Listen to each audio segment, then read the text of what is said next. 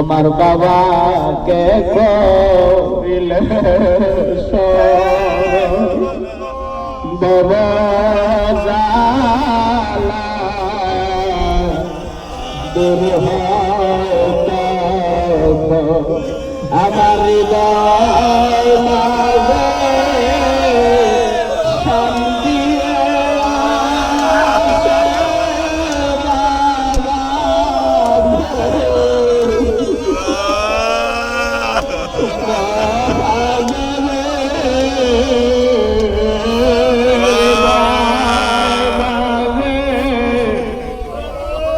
শান্তিরে আসে বাবা মোরে মহান রে যে করিবি বাবারে আমার একজন পরিচিত একজন জাকের ভাই অনেক গরিব মানুষ আর্মিতে দাঁড়াইব আবেদন করেছে, দাঁড়ানোর ডেট করেছে। একদিন আগে খাজা বাবা মুর্শিদপুরীর কদমে আসিয়া দরবার শরীফে সবার পিছনে দাঁড়ায়া বাবা জানের সামনে বয়ে যাইতে পারে না। বাবা জান একদম সবার পিছনে বৈশা মনে মনে আরজি দিতেছে, বাবা আমার চাকরিটা যেন আরজি দিতেছেন।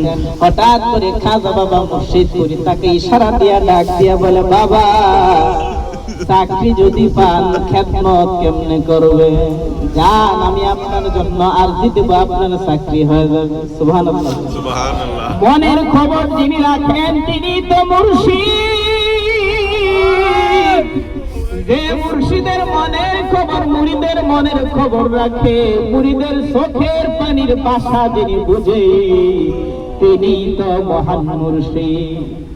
নেত্রকোনার একজন জাকির বোন, বারহাট্টা তার বাড়ি, তার ছেলের নাম হইল টুটুল সাহা। ওই জাকির বোন হিন্দু মহিলা, হিন্দু মানুষ, নেত্রকোনার বারহাট্টা বাড়ি। গত সপ্তাহে বাবাজানের কদমে আসছিলেন। সেই টুটুল সাহার আম্মা খাজা বাবা মুর্শিদপুরের একজন আসে।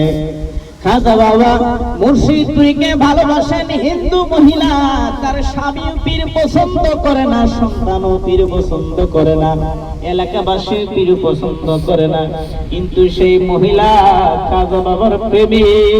খাজা বাবা মুর্শিদপুরের একজন আসে। ও ভাই, আল্লাহর জন্য যদি কেউ কাউকে ভালোবাসে আল্লাহ পাক তার প্রতি রাজি ও খুশি হয়ে যায়। আর আল্লাহ বলেছেন, আমাকে যদি ভালোবাসতে চাও আমার বন্ধুরে ভালোবাসো, আমার বন্ধুকেই ভালোবাসলে আমি আল্লাহ পাক তার প্রতি রাজি ও খুশি হয়ে যাব। জোরে সুরে বলেন সুবহানাল্লাহ।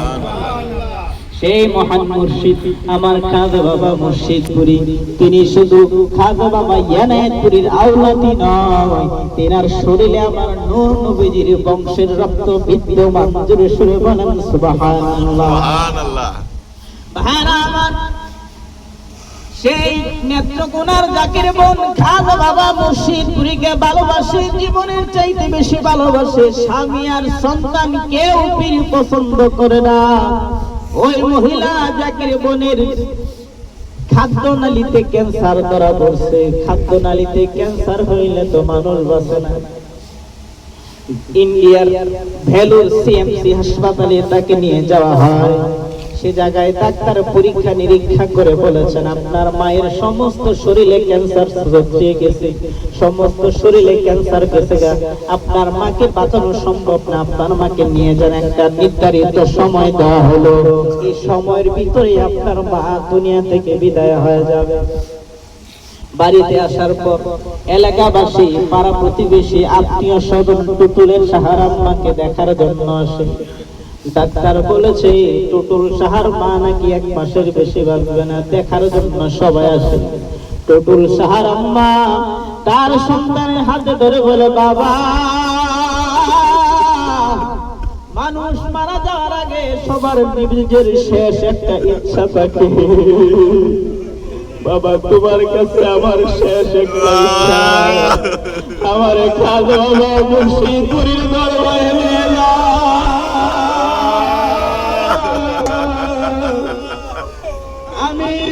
নয়নটা ভরে অন্তরটা ভরে একবারে খাজা বাবার আমি তো বাঁচবই না, খাজা বাবার চেহারাটা আমি একটু দেখতে চাই। বাবা থাকি তোর পাশে, বাবা থাকি ও পাশে, নিয়ে যাবে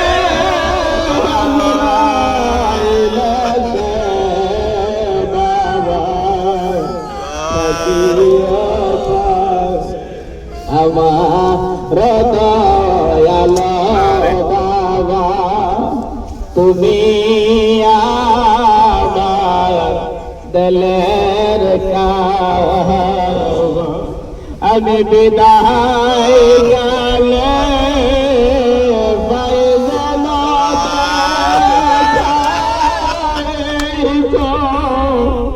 মনের বাসনা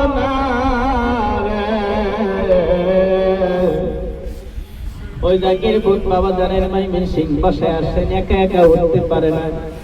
বাবা জান মুর্শিদপুরে মহিলাদের ছোট্ট একটা জানালা দিয়ে বাবা জান মুর্শিদপুরে দেখা করেন। সে জানালার নিচে টুটুল সাহার আম্মা বসে আছেন।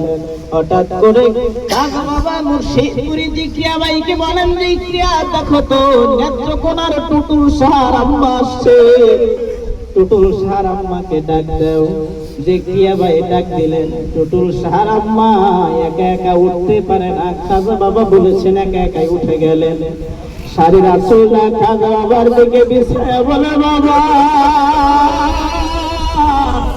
ডাক্তার বলেছে আমি 1 মাসের বেশি বাঁচবো না, আপনার জন্মের মতো দেখার জন্য আমি এসেছি। খাজা বাবা মুর্শিদ করে বলে, মা আপনি চিন্তা করবেন না, আপনার জন্য আমি উপরওয়ালার কাছে আরজি দিয়েছি, চিন্তা করবেন না। খাজা বাবা মুর্শিদপুরে একটা ডালিম দিয়া দিলেন।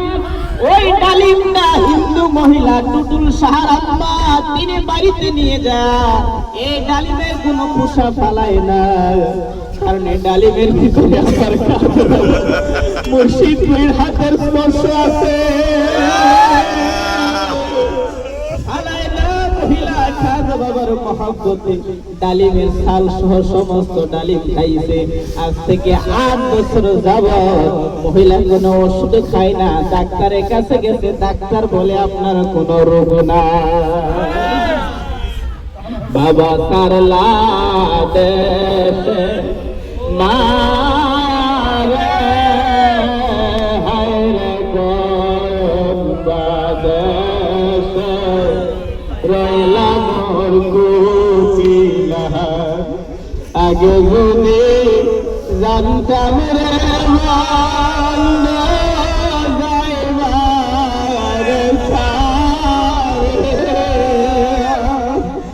আমি তো শরণ বন্দিয়া রাখতাম আমার মাথার কেশর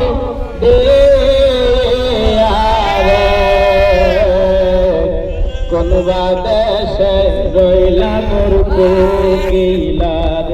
আমার সেই মহান মুর্শিদের আজকে আবির্ভাব, এ মহান আল্লাহর ওলির আবির্ভাবের উসিলায় আল্লাহ পাক যেন আমাদের ঈমানকে মজবুত করে দেয়। মুর্শিদপুরের গোলাম হিসাবে যেন আল্লাহ পাক আমাদেরকে কবুল